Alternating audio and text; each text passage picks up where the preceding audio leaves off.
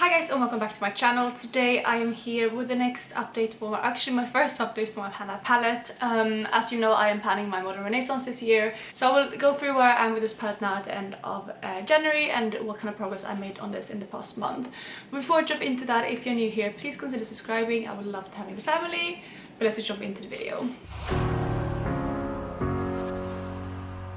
Also, this is the first video that I'm filming in my new flat. I hope the setup is good. I need to play around with it. Obviously, like I said, this is the first video that I'm filming.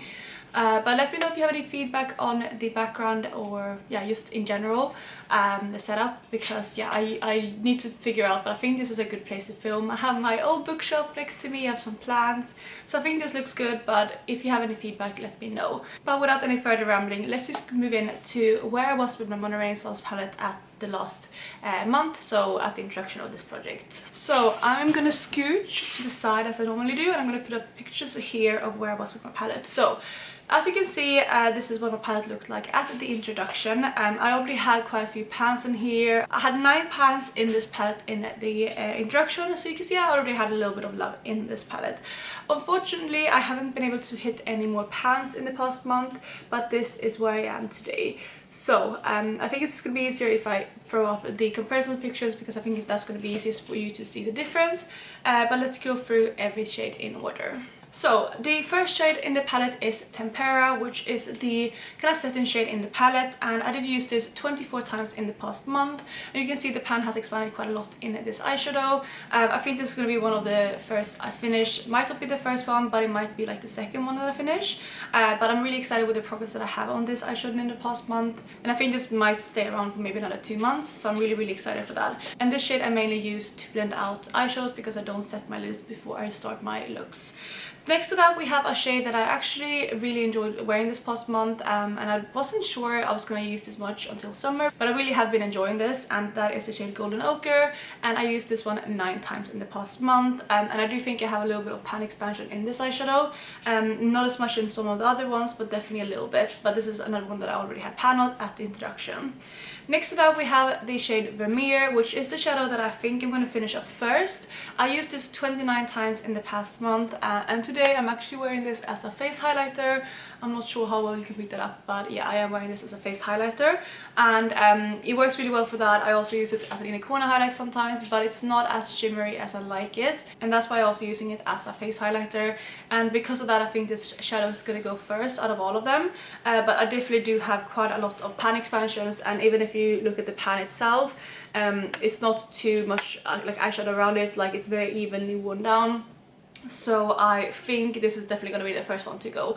So I'm going to continue working on this as both a face highlighter and an eyeshadow, and I think this might even be done by next update, if not in 2 months. Next to that, we have the mauve shade in the palette, which is Fresco. I did use this a few times, so I've expanded the pan a little bit, and I did use this in total 6 times, so not great, but I have been working on quite a few other kind of transition shades in the past month, and I have actually leaned more towards the like warmer tones in this palette because of my Product Level Up palette, which is like, it's the Mandalorian palette from Colourpop, and in there I'm working on obviously some more warm tone shadows as well as some greens, and I thought that these kind of shades down here work better with that rather than those kind of mauve tones. But I did, like I said, use that one 6 times. Next to that, we have the shade Antique Bronze, which is the shade that I used the least. I only used this once in the past month, so I don't think you're going to be able to see lots of progress, but at least I did use it once. Next to that, we have the shade Love Letter, which is a shadow that I wanted to focus on a little bit in the past month. I didn't use it as much as I wanted to, but I still got 4 uses out of it, which is pretty good. I definitely think this is going to be a focus shadow for February, because it is obviously those pink tones, and I feel like those are very romantic for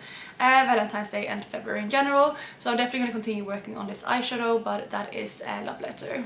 And then for the last shadow in the first row, we have Cypress Ombre right here, and I did use this one 8 times in the past month, so a couple times, but it's a deep brown. I think I'll be able to finish this up either way, but I was just working on a few other deepening up shades, and that's why I didn't reach for this too much. So let's move on to the second row. The first shadow in the second row is Raw Sienna. I used this one 4 times because I focused more on Burnt Orange, which is this shade right here, and I did use this one 11 times, and there is a little bit of a dip in this eyeshadow, but not close to pan yet. But I'm happy to continue working on this eyeshadow, and I think eventually I will hit pan on it. but I have preferred working on burnt orange rather than raw sienna. Mainly it's because I want to hit pan on another shadow in here and not just work on the ones that I already have pan on, so that's why I focus more on burnt orange than raw sienna.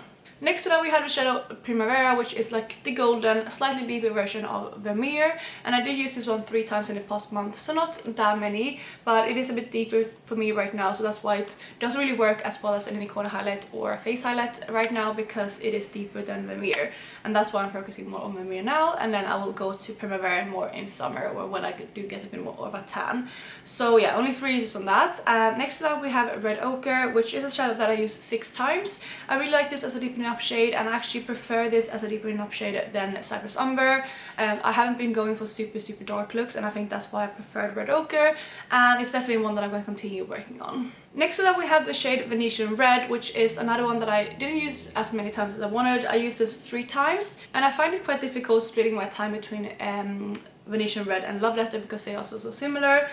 I do think I'm going to focus more on Venetian Red at the moment though, because it seems like it's a looser packed formula, and because of that I think it's going to be easier to get through. So I'm going to work on that first just to get some progress in the palette, and then eventually when that's done, or obviously I'm going to probably reach for Love Letter as well, but once Venetian Red is done I'm going to go to Love Letter as a secondary kind of focus. Next up we have the shade Warm Taupe, which is a shadow that I used 13 times. I used this mainly in my brows, although I didn't use it in my brows for the whole month because I did find another eyeshadow that I used in my brows, but it does work quite well for that. It's a little bit too warm tone for what I like in my brows, but it does work, so that's probably gonna be one where I continue using this in the next month. Then the final eyeshadow in the palette is Real Gar, which is the orange shade right here. I used this 4 times in the past month, so a couple of times but not too many, and I think this is going to be one that I focus more on in summer and autumn because it is that kind of rusty tone that I like more in those seasons. So that is where I am with my palette at the moment. I'm really happy with the progress that I have made. It's a bit sad that I haven't had any more pans, but the eyeshadows that I don't have pan on in here didn't really have much use, so it's probably going to take a while to hit pan on them, but that is, like I said, where I am. Before we wrap up this video, I want to put in some focus shadows for the next month, and I think the ones I'm going to pick is going to be one Fresco, which is this one here. I'm going to pick Venetian Red, and then I'm going to also pick Vermeer to try to finish it. If I can't finish Vermeer, I'm not going to push myself, but it would be great to have an eyeshadow out so early in the year. But those are going to be my 3 focus eyeshadows, and then obviously with the other ones I'm just going to reach for what I feel like. But yeah, that is my first update for my Panda palette. I really hope you enjoyed this video, and if you're doing a Panda palette, let me know how you're doing down below. If you do post on YouTube, I will probably watch your video because I am obsessed with this project and I search for new videos in this series basically every single day. So yeah, let me know how you're doing with your Panda palette if you're doing one, and otherwise I will catch you in my next one. Bye guys!